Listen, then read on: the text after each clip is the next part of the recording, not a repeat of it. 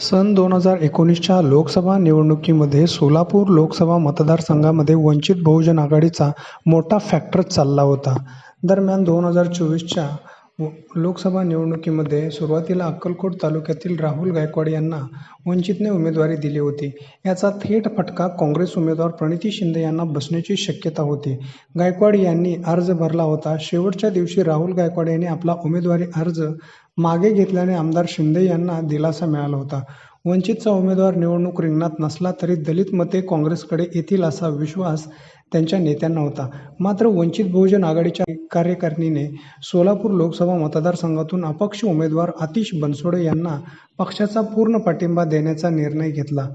याबाबत पक्षाचे जिल्हा प्रभारी सोमनाथ साळुंखे यांनी पत्रकार परिषदेत याबाबत दुजोरा दिला होता. राहुल गायकवाड यांनी पक्षाचा विश्वासघात केला आहे. त्यांनी अर्ज मागे घेत काँग्रेसमध्ये प्रवेश केला. त्यामुळे अर्ज माघारी घेण्यात कोणाचा हात आहे हे सगळ्यांना माहिती आहे.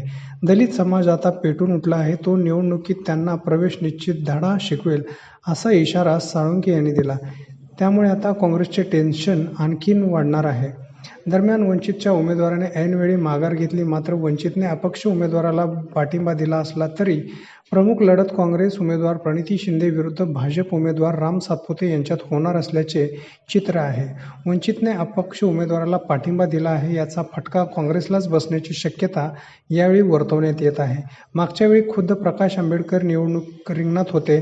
त्यांना 1,70,000 मते मिळाली होती. मात्र आता वंचितची किती मते अपक्ष उमेदवाराला मिळणार याच्याबाबत उत्सुकता लागून राहिली आहे. ॲडव्होकेट प्रकाश आंबेडकर हे सध्या अकोला मतदारसंघातून निवडणूक लढत आहेत. तिकडे मतदान आता 26 रोजी पार पडले. त्यामुळे आता ॲडव्होकेट आंबेडकर प्रचारासाठी मोकळे झाले आहेत. सोलापुरातून राहुल गायकवाड यांनी अर्ज माघारी घेतल्याची बाब त्यांना जिव्हारी लागली आहे.